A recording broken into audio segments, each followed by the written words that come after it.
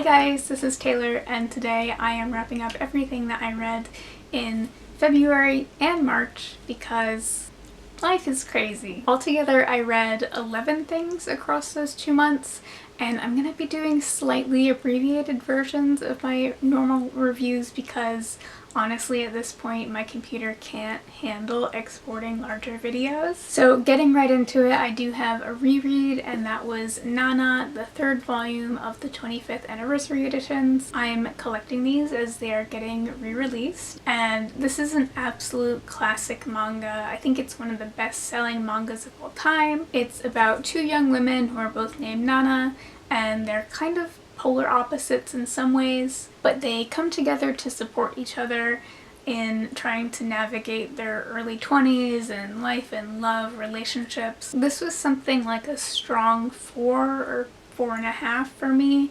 I felt like the first half was really good, and then the second half was just a touch weaker. And these editions are technically 2-volume bind-ups, so while this is volume 3, this is actually a bind-up of the original volumes 5 and 6, and the 6th volume was the point at which I stopped reading Nana last summer.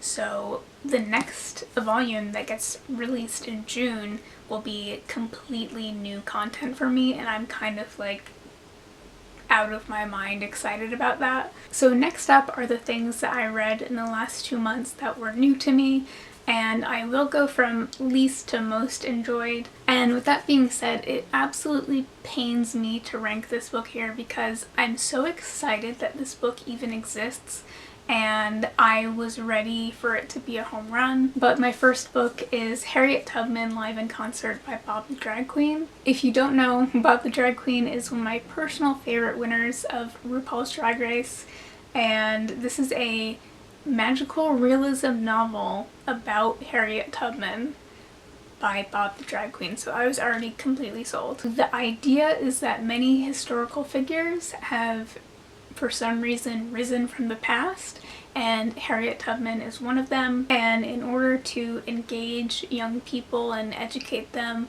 she wants to become a recording artist and perform songs about the issues. I wanted to love this book so much because I love that it exists. Bob was given the chance to write a memoir, and she said, no, I don't want to write a memoir. I want to write this magical realism book about Harriet Tubman. Bob clearly loves Harriet Tubman so much and obviously did so much research before writing this book. I just don't feel that the research was incorporated well into the story. A lot of the characters just have monologues about these historical facts about like the abolition movement, and it reads like a textbook at times. As much as I think it is great to have fiction teach you things, and especially things like this, that aspect of it just continually threw me, and there is very little plot to kind of prop it up. So I would say that this mostly felt like it consisted of these monologues about historical facts. So as much as this pains me because I so genuinely wanted this to be like my favorite book of the year, this was kind of like a 2.5 star for me. Next up, I read volumes 3 and 4 of Witch Hat Atelier by Kamome Shirahama. This is a cozy-ish fantasy manga about a young girl discovering her own magical abilities and studying under a somewhat mysterious master. It's a really popular manga, and most everybody who reads it loves it.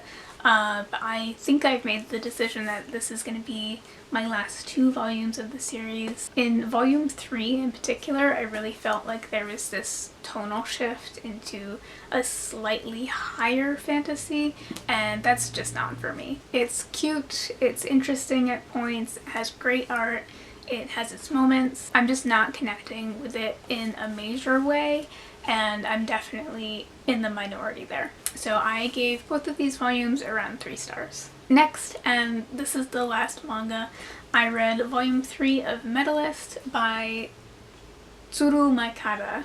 This is a popular figure skating manga about a retired ice dancer who is coaching a young girl. She started figure skating past the generally accepted age that professional figure skaters begin skating, which is quite young, and they learn lessons from each other. It's very cute, very wholesome. The best part about it for me is that it really goes to kind of incredible lengths to teach you about various aspects of figure skating, and it's a lot of fun for a big figure skating fan like myself. So this is also living in about the 3-star range for me. Next is a huge departure for me, and I'm still kind of surprised that I picked this up. This is the start of a YA fantasy series called Blood at the Root by LaDarrion Williams. So we got this in at the library, and I was just obsessed with the look of it, so much so that I just bought my own copy. But what I love most about this book is actually just the premise. This is about a young black man getting out of the foster care system,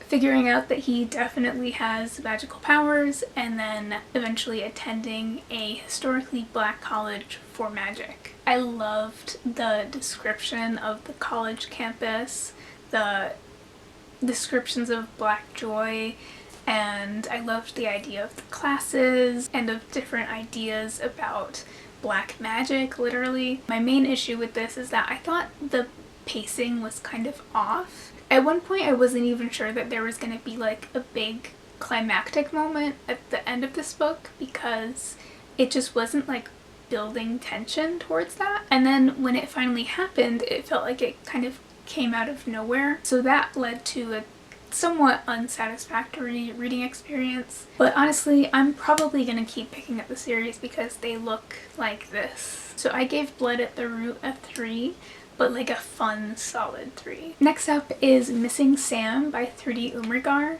And yes, this is a large print copy. This was my first book by this author, and it's about one half of a couple who goes missing after a big fight. They are a lesbian couple, and one of them is Muslim, so when her partner disappears, a lot of this undue suspicion is placed on her. This is less of a thriller like I thought it would be, and more of like a character-driven mystery novel. Overall, I enjoyed this one, but I had this enduring problem with it where I felt like the dynamic between the parents and the children was interesting and believable, but I had trouble buying the idea that the central couple was just in love with each other. I had trouble buying that they were like a real couple. Like, I felt like the thing that was supposed to make us as readers believe that they were like a couple was that they were just like, they were made for each other, they were destined for each other, and that wasn't enough to really sell it to me. And this was like a touch darker than I was maybe expecting it to be, and that wasn't really a problem for me, but it is one where if you were worried about specific triggers, I would definitely go and check them, or you can ask me in the comments and I'll just tell you in the comments. So this was about like a 3.5 star for me.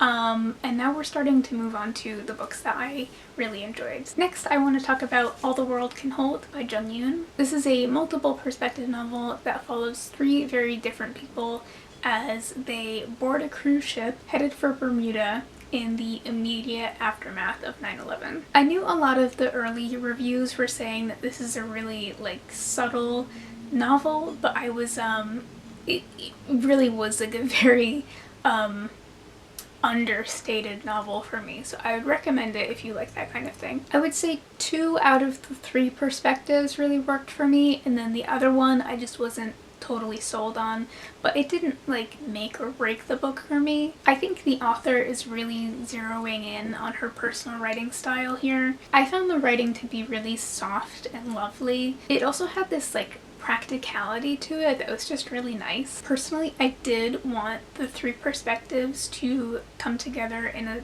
slightly more substantial way, but it wasn't that kind of book, and that's okay. So this was also like a 3.5 star read for me, but I'm gonna continue to read everything that Jung writes. My next book is Superfan by Tinghui Zhang. This was released in February, and since my favorite novel of last year focused on K-pop fandom, I became interested in this one as well. This is a dual perspective novel that cycles between a member of an up-and-coming boy band and one of his female fans. I'm finding that I really love reading about fandom because it can really take you into some like dark and weird places, and this did that for me. I felt like this novel really tackled a lot of the things that you want to read about when you read about fandom, like the reasons that people, you know, find community within fandom and get drawn into it, but also some of the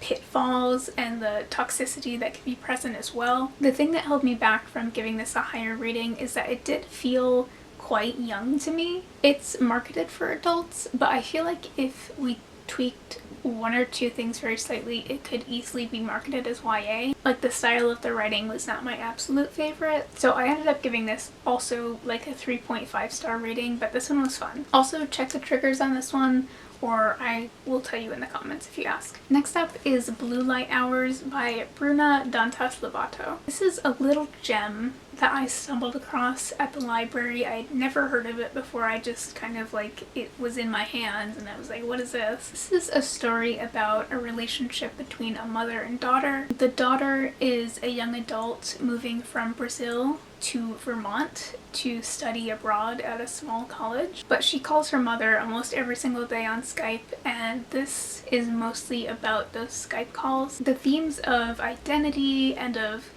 finding yourself in a culture that is not your own are explored in such a lovely way, and it's somehow both cozy and melancholic, which I guess was a winning combination for me, and the writing style just suits the story really well. So this was a big hit for me. It got me out of like a little tiny reading slump that I was in. So I gave this a 4-star rating, but it's like a strong 4-star. And finally, my favorite book that I read in the span of the last 2 months was Just Watch Me by Lior Torenberg. This is a debut that follows a young woman whose sister is on life support, and the doctors are advising the family that she be taken off life support, and the family is very against this, so they're trying to amass a lot of money very quickly to pay for private life support, which is very expensive. Our main character is scrambling to find a lot of money very quickly, so she stumbles into the world of live streaming for charity, and she eventually begins live streaming every moment of her life 24/7, doing weird and somewhat dangerous dares, and the whole thing just becomes really tense. But the tone of this book is really quite darkly comedic, so there's a lot of levity there as well. This is also one of the books that I'm crediting with getting me out of that little reading slump, because I just devoured this. It is so propulsive. My favorite part was probably the excerpts of the chat that's included. If you've ever watched someone live stream on like Twitch or something and the chat is just being kind of feral in the comments, it's that. So I had a great time with this. This was my favorite reading experience of the year so far. It didn't 100% stick the landing for me, and everyone knows that I'm very stingy with my 5-star ratings. So all things considered, I'm giving this like a strong 4, maybe leaning 4.5. So that was everything I read in February and March, and I can finally return some of these library books. Editing Taylor here, but feel free to let me know what you read in the months of February and or March, or your thoughts on what I read in February and or March. But I will talk to you soon. So thank you for watching this video. Bye!